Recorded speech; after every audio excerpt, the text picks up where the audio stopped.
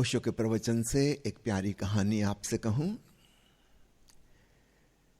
एक साधु गांव में भीख मांगता था, भिक्षाटन करता था और नदी के किनारे एक छोटी सी घास फूस की झोंपड़ी बना के रहता था। गांव में उसकी बड़ी इज्जत थी, बड़ा सम्मान था।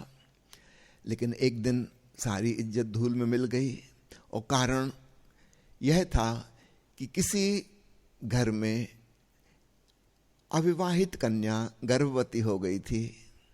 उसने बच्चे को जन्म दिया और पूछने पर उसने बताया कि यह बच्चा उसी साधु का है। गांव के सारे लोग उसकी झोंपड़ी के आसपास इकट्ठे हो गए। उन्होंने कहा, ये लो तुम्हारा बेटा। और वे गालियां देने लगे, अपमान करने लगे। डंडे लेके आए थे, साधु की पिटाई कर दी। जो हमेशा उसके चरण छूते थे उन्होंने उसके सिर पे जूते मारे। उसी घास फूस की झोंपड़ी में आग लगा दी, बहुत उसकी बेइज्जती की और कहा कि ये तुम्हारा बेटा है, संभालो। उस साधु ने कहा, अच्छा ऐसी बात है, इज इट सो? छोटे बच्चे को उसने रख लिया, लेकिन बड़ा मुश्किल था। उसको कोई अनुभव नहीं था, बच्चे को कैसे संभाले, क्या करे। फिर थोड़ी देर बाद बच्चा रोने लगा, निश्चित रूप से उससे भूख लगी होगी। ये साधु गांव में भीख मांगने निकला, अपने लिए भी और बच्चे के लिए भी। आज उसे कौन भीख देता? जिसने भी देखा कि साधु आ रहा है उसने कुछ अपशब्द कहे और अपने दरवाजे बंद कर लिए। सब जगह से द्वार दरवाजे बंद हो गए। अंततः वह उस घर के पास पहुंचा जहां की लड़की ने उसके ऊपर आरोप लगाया था।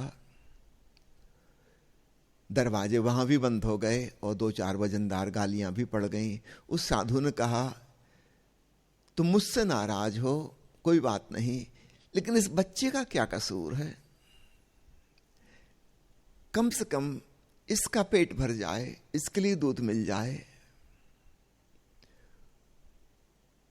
उस साधु की विनम्र वाणी सुनकर घर की वह लड़की दौड़ी दौड़ी आई।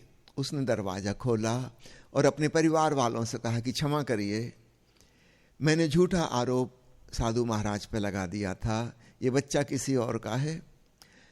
साधु की दयनीय दशा देखकर मुझे करुणा आ गई। मैं झूठ नहीं बोलूंगी, अब मैं सच बता दूंगी। लोग भागे भागे साधु के पास आए, उसका बच्चा छीनने लगे। साधु ने कहा, आप लोग क्या कर रहे हैं? उन्होंने कहा, नहीं, ये बच्चा तुम्हारा नहीं है। साधु ने कहा, इज इट सो? क्या ऐसी बात है? सुबह तो आप कुछ और कह रहे थे। गांव के लोगों ने फिर उसके चरण छूना शुरू कर दिए। वो हैरान हो गया कि सुबह आपने लाठियां मारी थी, जूते मारे थे, बात क्या है? गांव के लोगों ने कहा, आपने सुबह ही क्यों नहीं कहा कि ये बच्चा आपका नहीं है? साधु ने कहा, तुम एक की इज्जत मिट्टी में मिला चुके थे, एक झोंपड़ी में तुम आग लगा चुके थे। यदि मैं कह देता कि बच्चा मेरा नहीं है, तुम और किसी दूसरे आदमी की फिर बेइज्जती करते, उसके घर में आग लगाते। इसलिए मैं चुप रह गया। आखिर बच्चा किसी का तो होगा। एक झोंपड़ी तो तुमने फूंक दी, इतना पर्याप्त है। गांव के लोगों ने कहा, नहीं, आपने बहुत बड़ी गलती कर दी और हम लोगों से भी बड़ी भूल हो गई। ये बच्चा आपका नहीं है। आप सुबह बोले क्यों नहीं? आपने झूठा आरोप स्वीकार क्यों कर लिया? उस साधु ने कहा, क्योंकि मुझे चिंता नहीं है, तुम मुझे आदर दो कि अनादर दो, सम्मान करो कि अपमान करो, फूल मालाएं पहनाओ कि जूते मारो, ये तुम्हारी मर्जी। जिस दिन से मैंने ध्यान की कला सीखी है, मैं अपने भीतर झांकना सीख गया। अब मैं दूसरों के आईने, दूसरों की आंखों के दर्पण में नहीं झांकता कि वे मुझे क्या समझते हैं।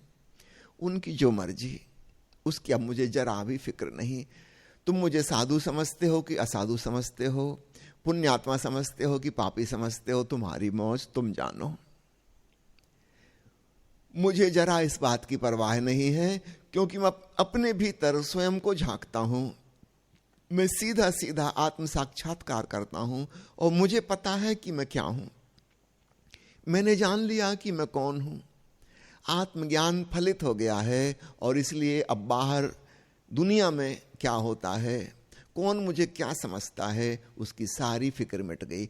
जब तक मैं स्वयं की वास्तविक सत्ता से परिचित ना था तब तक मैं भी अहंकार ग्रस्त था और मैं दूसरों की आंखों में झांकता था कि दूसरे मुझे क्या समझते हैं। अहंकार हमेशा दूसरों से ओपिनियन मांगता है। जब से अहंकार मिटा है, मैंने अपने भीतर ओंकार को जाना है, अनाहत नाद रूपी परमात्मा को। अब बाहर की कोई चिंता फिक्र नहीं है।